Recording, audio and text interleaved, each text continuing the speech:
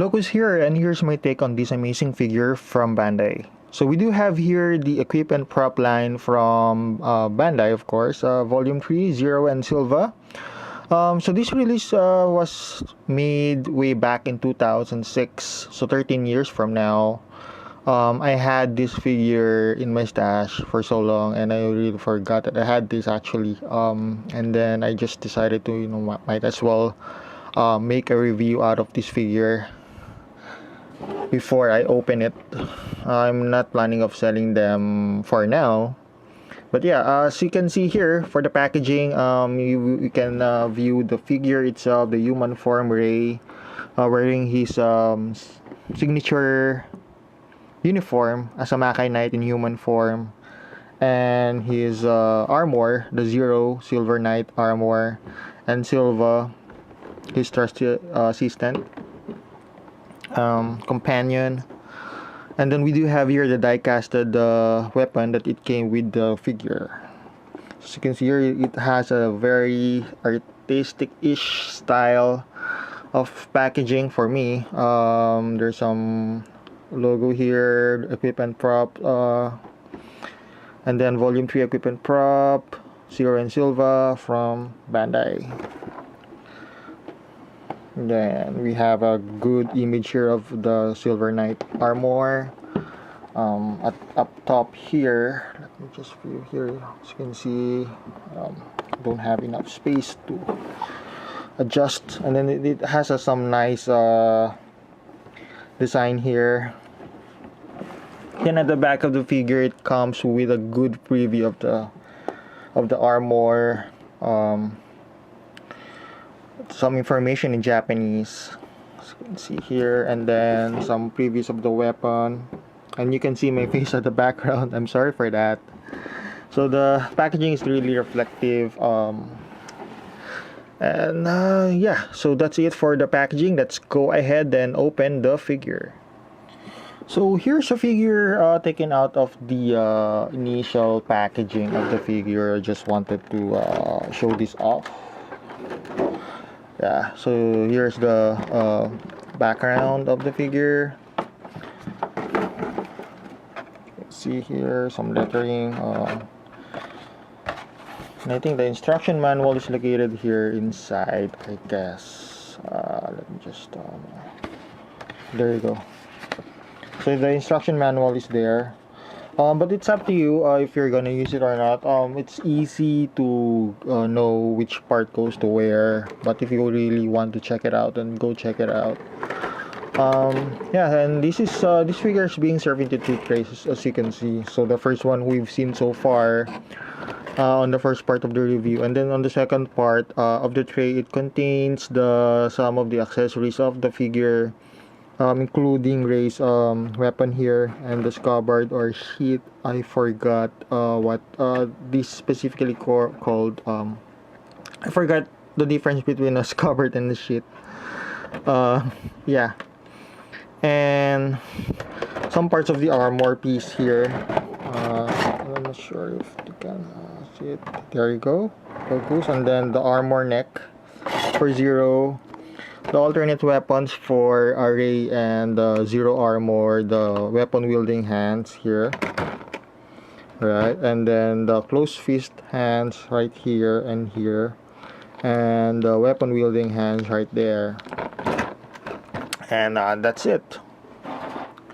For size comparison, we do have here the 6-inch Star Wars Black Series Kylo Ren figure and the Black Series 3.75-inch Stormtrooper figure, just to give you an idea on how tall this figure is. So it's within the 7-inch scale, or almost 7 inches. So for the articulation of the figure, the head is on a ball joint here connected to the body here, as you can see. So there's a limited motion here. It can move sideways. It doesn't move that far much upwards. Doesn't move downwards. And then for the shoulders connected through the body, it's on a ball joint also, so it doesn't spread as what we are hoping for. So it can go as far as that. Okay, as far as that. And then it doesn't have a bicep swivel. To move, the arms can move that upward. It can rotate, and it can literally be removed, because pretty much the concept of these figures is you're gonna just take out some parts and retain the abdominal and the lower part here, so you can connect the armor through this body frame. So anyway, it's on a single hinge elbow, so you can see a ball jointed wrist right there, so it can twist like that. This part here is something that you can remove. It's a soft rubber material, as you can see. In some angles, the face sculpt is similar to the original actor who portrayed Ray. The abdominal part here, actually it's just hard to, let me just go ahead and remove the arms right there, remove the jacket, so you have a view on the figure's body here. So it can move a little, it can swivel, it's on a ball joint, you can feel it right there. Then there's a peg hole right there, it's probably for the armor piece. As you can see the detail at the back. And then the abdominal part here is also on a ball joint, so it can swivel a little. You can remove it. I mean, you will be required to remove it later on, which I will show you guys later. There you have it. Okay, snap on. And then for the legs here, it can go as far as that, and then it has, okay, it has a single hinge right there.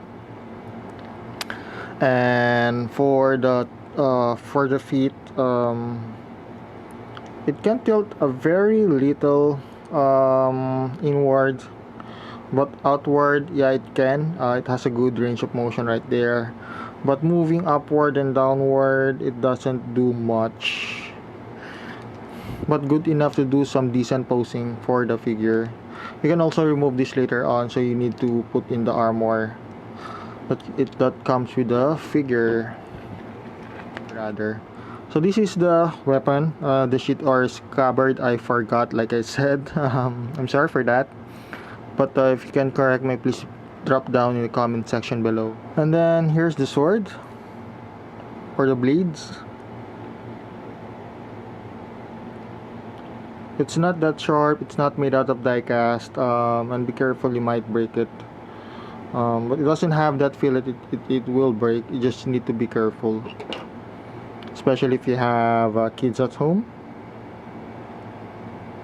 There you go. And then it comes with, you've seen earlier, the weapon wielding hand. So it's on a ball joint here.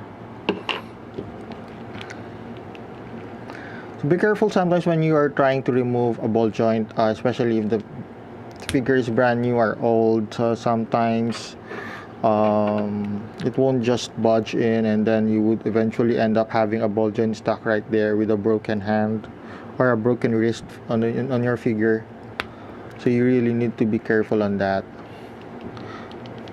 You can use the hot water method. You know, you just need to dip it, count to 10 Mississippis, and but still you don't twist and pull, you just need directly pull it.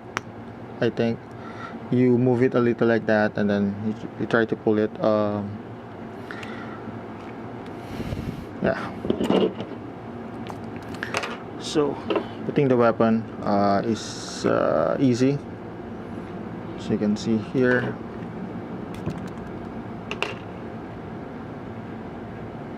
You can have him wield the weapon like that, as seen on the show.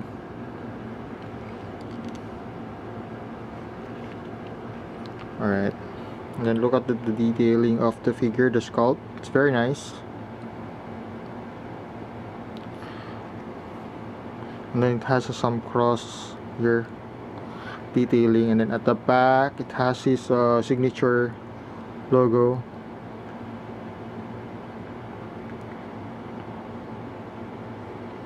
So it's an awesome figure, nevertheless, and I'm glad that I have this in my collection. So here we do have Silva, so Rey's companion, and it comes with a good weight to it. Actually, I thought at first that it comes with a hinge right here, but it's fixed. This piece right here is fixed, and it comes with a very good detail, as you can see.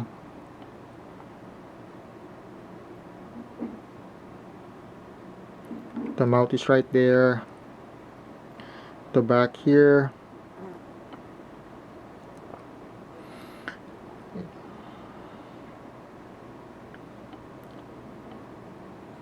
comes with a very good sculpting. That's it. Armor change, let's go ahead and do it.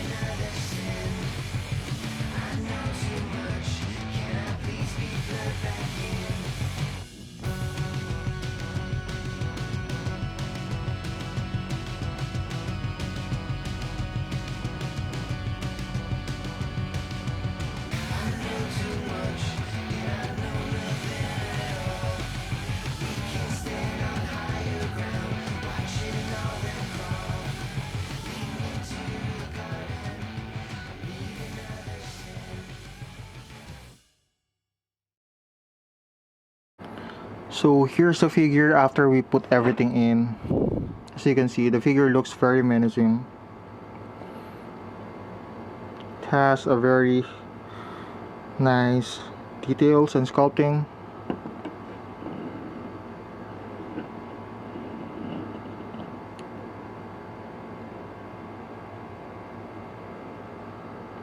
Okay, there. Very awesome figure. So for the articulation of the figure, the head can move a little upward, but not much downward. The mouth can open and close.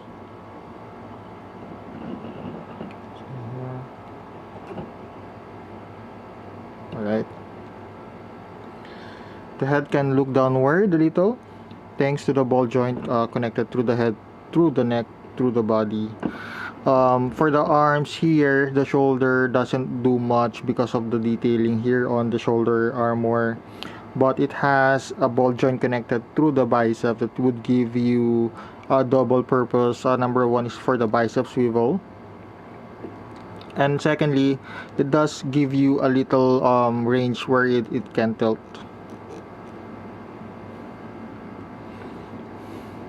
Now for the elbow, it has a double joint system being used, but it's using a single hinge right there, and through the hinge it's connected through a ball joint through this forearm right there. So it would give you that range of motion, a single hinge, but it can still do a little bit of tilting because of the ball joint. And then the wrist here is on a ball joint, so you can pop that out to replace the hand with a open splayed hand or a closed fist hand that comes with the figure. Though I find it the shoulder is a little bit loose, maybe because of how the ball joint is connected through the body, but it's really fine for me. I don't see it as a huge issue for me. And then for the body, it tilts a little. It doesn't move upward or downward that much, but it would give you a good range of motion sideways because of the ball joint connected through the waist through the lower part of the body. And then for the legs here, it has a thigh swivel, as you can see. The feet or the entire leg can move upward. It has a double joint system again, just like the elbow, where it has a single hinge right there, and then a ball joint right there connected through the lower part of the feet. As you can see, so single hinge that has a double purpose. I think it would definitely help you when it comes to posing this figure.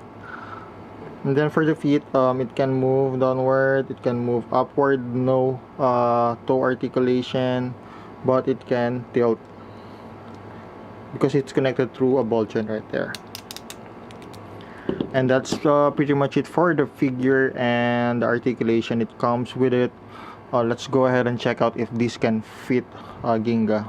So as you can see here, the Makikado Ginga Madu horse can really take on the equip and prop figure, zero figure. So basically this figure was designed so it can be compatible to either their equip and prop, their classic releases, or the modern one, the Makikado figure.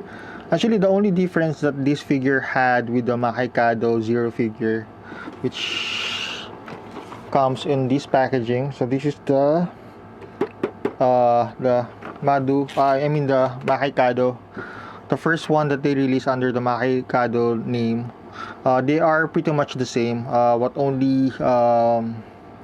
only difference that they had is just that they removed the human form, of course, as you can see on the packaging, and the articulation of the figure. So the figure is having a hard time trying to wield this one.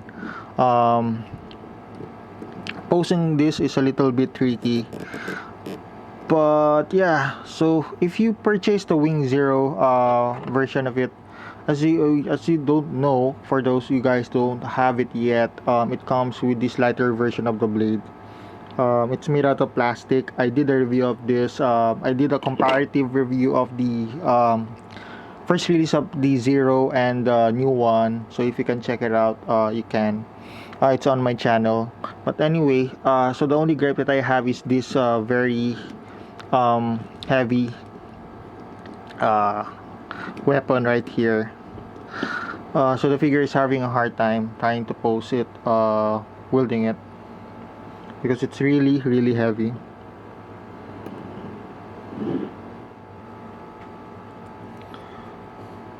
So it comes with a peg right here. You can remove it if you want to, but might as well keep it like that, because you might misplace this one and you may never find it. So yeah, and that's the purpose of this one. You can interconnect this weapon into a boomerang-ish type of weapon. It's very awesome, but the figure may have difficulty, you know, when you're trying to pose it while wielding this weapon. But I think if you put much time to it, put effort on your posing, then you can pull it off. I'm pretty sure that's possible. So here's a comparative take on these two figures. So we have here the Makikado Zero and the Equip and Prop Zero. I already did a comparative take on the Wing Zero from this one. You may just check it out. As you can see here, these two figures are identical. The only difference is number one, the armor here is solidly attached to the figure, and you know, it doesn't comes with a very soft feel on the armor. Compared to this one, it's very soft. because of the idea that you can really take out the armor, replace it with a human form, and vice versa. Secondly, the detailing of the blue parts here, as you can see here, this is far more lighter blue than this one. It's on a navy blue. The waist here, it's a little bit loose for the first one, and this one is a little bit tight for some reason that I can't really explain why. At the back, as you can see, so lighter blue, darker blue, and the only different as far as the articulation goes for the legs is that this one comes on a double hinge, as you can see. So double hinge right there and there, 1 and 2, while the old one, it only comes with one.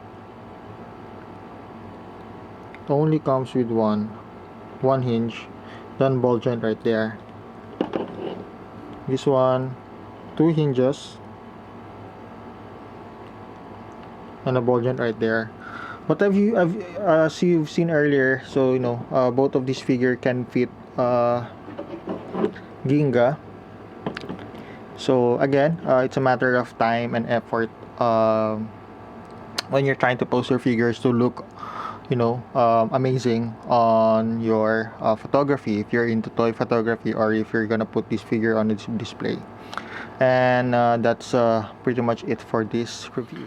So for my take on this figure, it's still a sure get despite the limitation of the articulation and the weight of the weapon that it comes with it. It's a good addition to my Garo collection.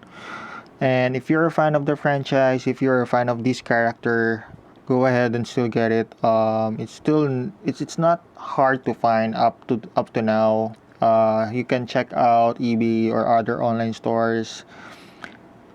And yeah, so if you have questions, feel free to comment down below, and please do subscribe to my channel. Until next time, thanks for checking out my review. Later.